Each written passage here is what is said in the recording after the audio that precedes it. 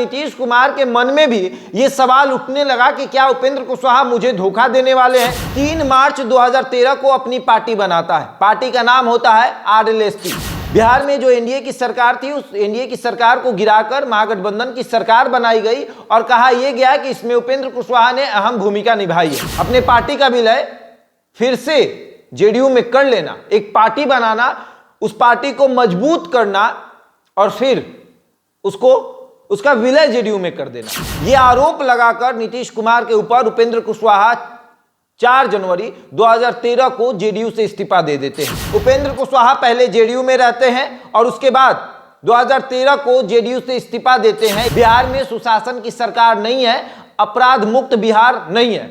4 जनवरी 2013 एक नेता जेडीयू से इस्तीफा देता है यह कहकर कि नीतीश कुमार के कार्य उसे पसंद नहीं आते और उसके बाद 3 मार्च 2013 को अपनी पार्टी बनाता है। पार्टी का नाम होता है RLSP।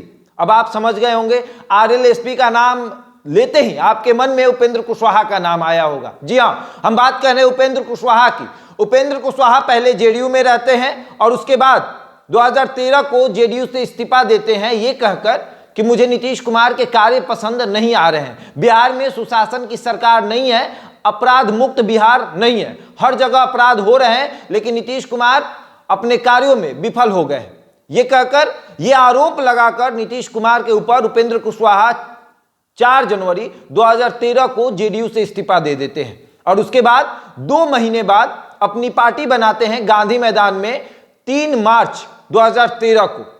और उस गांधी मैदान को लौकुश समीकरण से भरकर ये कहते हैं कि अब आपका बेटा आपके लिए काम करेगा।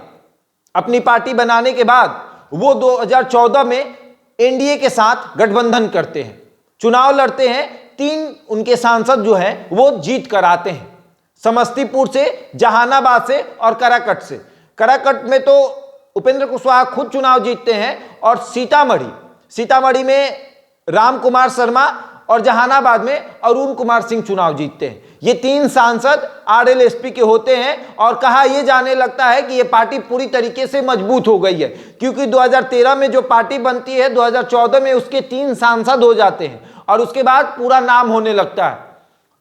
लगातार उपेंद्र कुशवाहा अपनी पार्टी को मजबूत करने के लिए कई बार बिहार में धरना भी देते हैं नीतीश कुमार के खिलाफ। आपको याद होगा कि जब उपेंद्र कुशवाहा नीतीश कुमार के कुछ कार्यों की वजह से उनसे नाराज होकर जब अनशन पर बैठते हैं तो उस अनशन को तुड़वाने के लिए तेजस्वी यादव जाते हैं और उसके बाद जूस पिलाकर अनशन को खत्म करते हैं। वो भी एक दौर था और आज का एक दौर है जब उपेंद्र कुशवाहा 2021 में 16 मार्च 2021 में अपनी पार्टी का विलय जेडीयू में करते हैं ये कहकर कि मैं नीतीश कुमार के कार्यों से प्रसन्न हूं।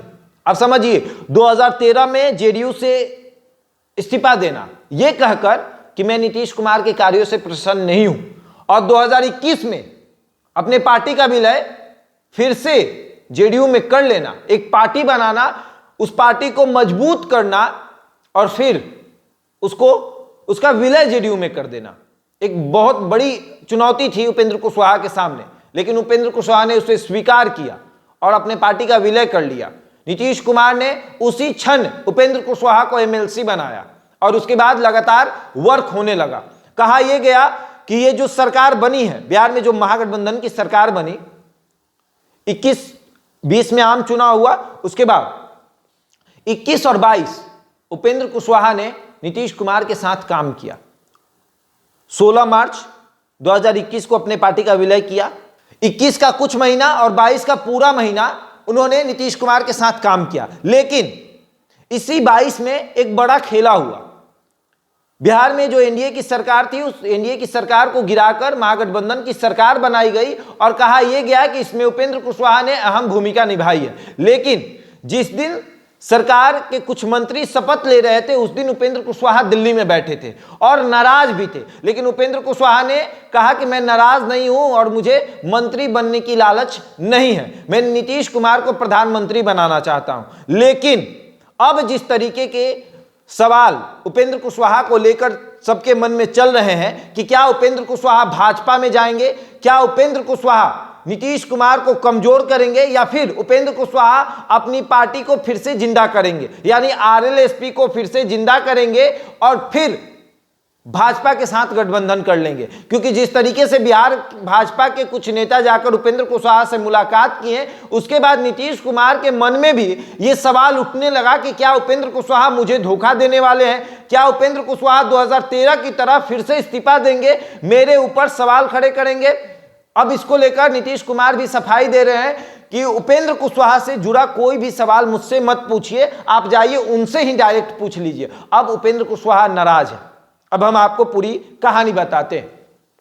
दरअसल 16 मार्च 2021 को जब पार्टी का विलय हुआ था तो उस समय उपेंद्र कुशवाहा ने यह सपना देखा था कि नीतीश कुमार मेरे पार्टी के कुछ बड़े नेताओं को कोई पद देंगे, लेकिन ऐसा हुआ नहीं। और अब 2 साल बाद मार्च आने वाला है और हो सकता है कि उपेंद्र कुशवाहा फिर से जेडीयू से इस्तीफा देंगे और अपनी पार्टी बनाने वाले हैं। क्योंकि 4 जनवरी 2013 को इन्होंने जेडीयू से एक बार इस्तीफा दिया था। जनवरी तो बीत गया, मार्च आने वाला है, क्योंकि मार्च में ही इन्होंने अपनी पार्टी का विलय जेडीयू में किया था। तो हो सकता है कि फिर से एक बार अपनी पार्टी को लेकर जेडीयू से ये बाहर निकल जाए। लेकिन क्या ये जेडीयू को कमजोर कर पाएंगे, सवाल ये उठ रहा है। तो इसका जवाब है नहीं, क्योंकि उपेंद्र कुशवाहा के जितने लोग भी जेडीयू में आए थे उनमें से किसी को विधायक तक भी नहीं बनाया गया, क्योंकि चुनाव ही नहीं हुआ था। और जब चुनाव ही नहीं हुआ था तो कोई विधायक बनेगा नहीं, कोई सांसद है नहीं। तो उपेंद्र कुशवाहा निकलेंगे तो कार्यकर्ताओं को लेकर निकलेंगे,